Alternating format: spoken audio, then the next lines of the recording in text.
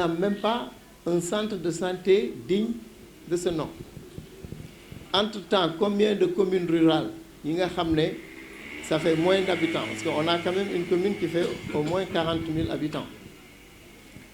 On n'a pas un centre de santé digne de ce nom. Moi, je me rappelle quand j'étais gamin, on nous amenait chez les sœurs et c'était un plateau déjà à Derklé ici.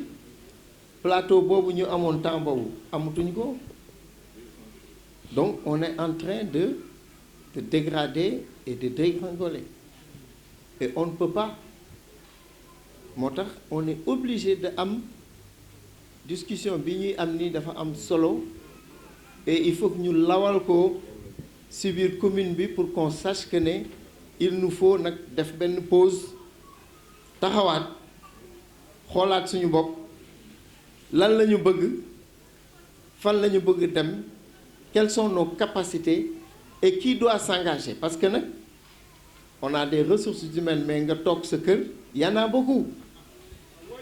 Il y en a beaucoup des ressources humaines dans cette commune ñi ñu xamul ñu nekk ci biir commune bi di nekk ay professeurs d'université di nekk des médecins di nekk des ingénieurs di nekk des consultants yoo xam ne ñi ngi tabax yeneen dëkk ak yeneen entreprise toog fii bokk seen kër te commune bi di dégradé wu loolu il faut que ñu toog waxtaan ko.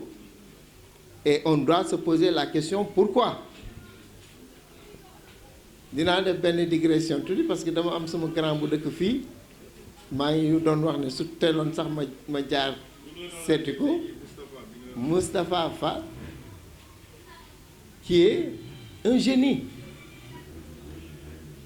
qui a fait l'INSA de Lyon qui a fait un bac E ici à Delafosse bac E ñi nekk xam bac E xam ne c'était la série la plus difficile c'était même plus difficile que la série C et l'INSA de Lyon c'est les Français eux-mêmes qui faisaient le concours qui prenaient les meilleurs en Afrique et qui est un cadre qui je suis sûr que beaucoup de jeunes ici ne le connaissent pas et lui il va pas parler de lui il habite ici. Hein?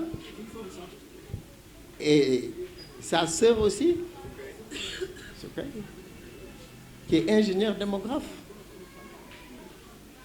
Il y en a dans cette commune. Mais le vrai problème, c'est que ñu bëri dañoo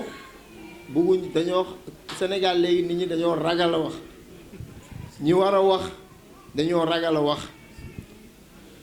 Et ça c'est général et il faut que loolu mu arrêter il faut que les gens ñeme jël seen responsabilité ne commune bi dañoo bëgg mu nekk la meilleure commune dañoo bëgg lan la ñu bëgg commune bi loolu moo tax waxtaan bi am solo quelle est l'âme de cette commune ban prédisposition la am ban spécialisation la war a am loolu dañ ko war a commencer waxtaane ci biir PSE bu fekkee ne Sénégal dafa war a nekk un pays émergent en 2035 quelle est la vocation de la commune Dieuppeul-Derklé il faut qu'on arrête de nous niveler vers le bas en pensant que c'est en faisant des pavés qu'on a réglé les non ma ne c'est accessoire c'est basique qu'on fasse des routes qu'on fasse des pavés dans les waruñu woon yegg aujourd'hui en 2021 que ñuy bàkkoo def nañu quand même nous sommes la commune Dieuppeul-Derklé fii ay jardin la woon yoo xam ne y avait tout dedans c'était la Soadip qui passait ici qui nettoyait avant ñuy wax nu mu tudd l'UCG c'était à peu près les mêmes couleurs d'ailleurs moo taxoon mais pourquoi on en est arrivé là parce que on l'a accepté parce que on a été nivelé vers le bas parce que le marché de Castor on l'a on a, au lieu d'en faire un lycée, on a fait un marché. Ensuite, ça a agrandi. Ensuite, on a déménagé Tilène. Nous avons dem croisement Cambérène ñooñu bañ ñu indi leen fi et ça explose kenn mënatu fa externalité négative yoo xam ne nous l'avons accepté. Nous avons un terrain de foot qui est là, qui est le plus grand terrain dans le département et qui jusqu'à présent ne peut pas. Et c'est la mairie de ville qui met de l'argent pour nous defar ko. Non, on a des problèmes. C'est pour ça que man ma sañ ñëw toog ñuy waxtaan pour que qu'on trouve des solutions ensemble. Je ne viens pas avec des solutions. Il n'y a pas de messie. On signe un contrat et ça c'est pour Jojo. On vient nga def benn pas ñu def 2 pas. Il y a 3 pas. Ah, c'est une danse à 3 temps. Mais ben 3 temps bu njëkk bi, nous on veut que ça soit les populations qui fassent ça. Quand on s'adresse aux jeunes, le premier pas mooy nga def formation, nga dem jàngi.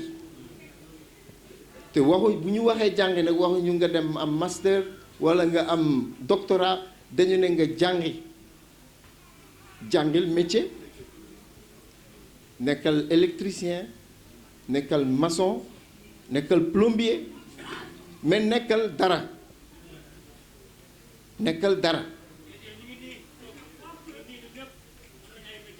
Waaw voilà léegi yéen ñëpp yéen a ngi noonu. Moussa vient de dire quelque chose et Omar Diatta avant lui a parlé d'employabilité. Dañ ne employabilité ak emploi c'est différent. Dafa ne emploi da ngay ñëw ñu fay la mais emploi bi ñu lay fay bariwul. Emploi bi ñuy fayaate port de Dakar c'est 2500 personnes. Je ne veux pas toujours en parler mais amul un quartier dans la commune où il n'y a pas quelqu'un qui est dans le port. Il n'y en a pas. Tous les quartiers. Dans tous les quartiers. Il y en a au moins un qui est dans le port. Mais dañ ne employabilité parce que emploi bi foofu la nekk. L'entrepreneuriat.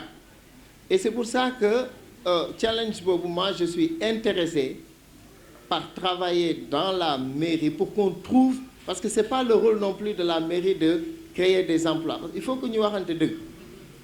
Mais il faut qu'on ait une mairie, il faut qu'on ait des gens qui sont là-bas, qui sont capables d'aller chercher des moyens, qui sont capables d'aller au sommet de l'État, de se battre pour indi ñaax xale yi xool formation pointe yi fan la ñu dugal xale yi ñu dem jongante parce que dañu nekk ci jamono boo xam ne jamono jongante la. Vous voyez bien tous les professionnels sénégalais qui évoluent en haut niveau, que ça soit dans le foot, dans la NBA ou ailleurs. Mais comment ils sont arrivés à ce niveau? Ce n'est pas l'administration du Sénégal. J'ai vu que Gana Gueye signe avec Kirène pour un contrat. Il y a Sadio, il y a Kenen. Tous ces gens-là sont arrivés parce que si école de formation yi fii lañ nekkoon, c'est des gens qui se levaient à 5 heures du matin, di entraîner 3 fois, 4 fois. Ils n'ont pas eu de chance. Ils se sont préparés. Waaw. Américains yi dañ ne chance amul. Da ngay préparer wu, benn opportunité ñëw, c'est la rencontre de l'opportunité et de la préparation. Ñenn ñi ne chance la am fekk électricien bi port doon wut ñu ne DG on cherche un électricien mu tourné xool commune ñu ne ma électricien amul waagu ñaay la électricien bi am kooku moo am chance mais bu fekkoon ne am na ku préparé wu fi kooku moo koy jël donc dañuy préparé wu te ñu bañ a xaddi dañuy sabablu di ñafe et quelqu'un a dit ñi ngi café mais dañuy war a café. Il n'y a pas de son métier. Moi, je suis allé aux États-Unis et j'étais ingénieur. Et mon premier travail, c'était dans un restaurant. Je ne parlais pas la langue. J'ai un appartement, il faut que je fasse ce qui.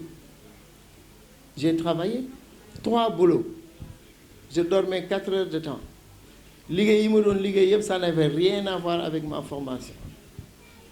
Mais non là, grimper, et je suis arrivé à un niveau de responsabilité, la plus grande entreprise de télécommunications aux États-Unis. Tout ce qui était statistique, ça passait par mon équipe. J'ai fait 26 ans à l'extérieur. J'ai fait 6 ans en France, j'ai fait 17 ans aux États-Unis, j'ai fait 3 ans en Côte d'Ivoire. Personne n'est plus sénégalais que moi. Donc, dem ayul. Mais mën nga dem nga dellu si nekkaat comme ñëpp parce que fii boo ku ñu yar fii nga max si suuf si dem boo changé da nga bëgg changer. On est venu pour se battre pour notre pays. On pouvait rester et cela coulait douce, mais on a choisi de venir nous battre avec vous pour trouver des solutions avec vous. C'est pour ça on n'a pas peur. Moi, je suis comme Moussa. Hein? C'est-à-dire qu'il y a des petits trucs de nous dire,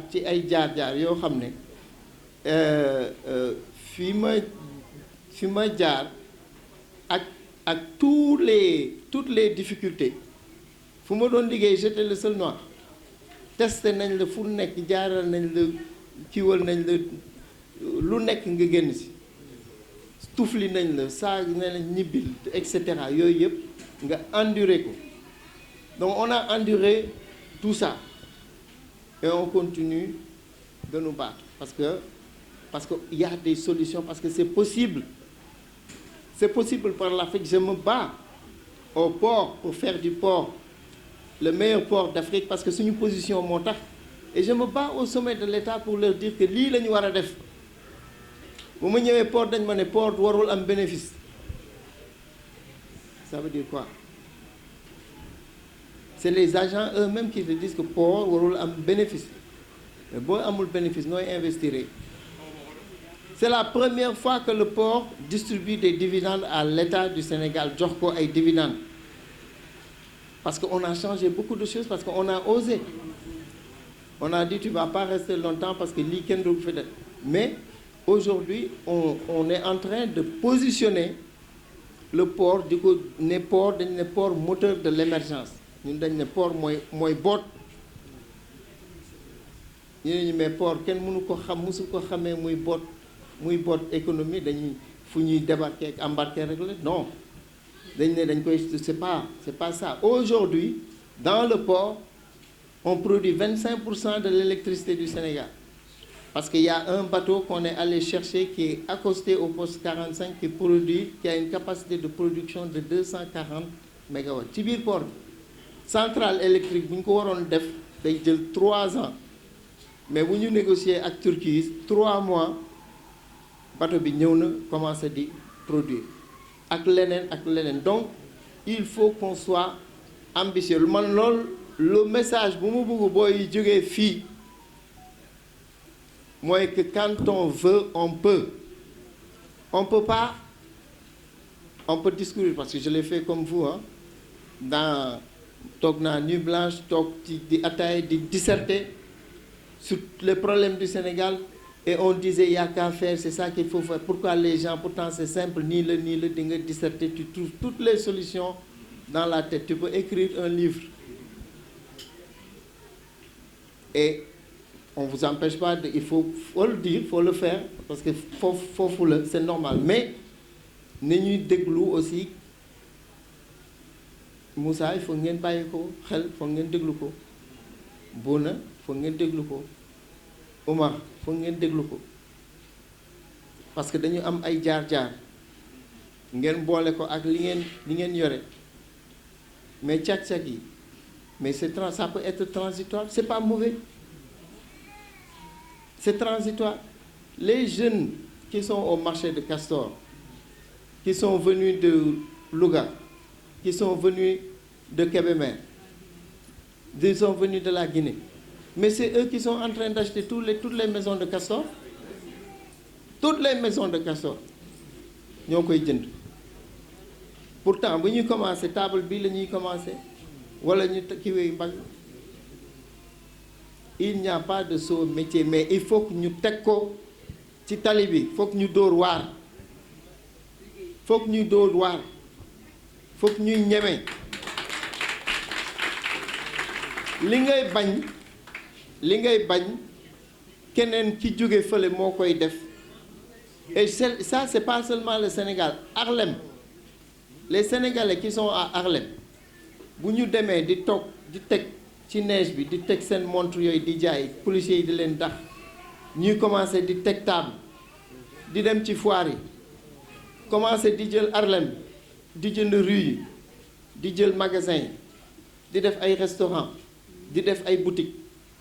Les noirs américains yi dëkk foofu di gis gars yi di commencé di jënd di commencé ñi gis ne ñuy inséré wu. Les noirs américains laa wax yi nga xam ne dañ di nelaw di kii yooyu commencé mais dañuy teg table comme sénégalais yi léegi.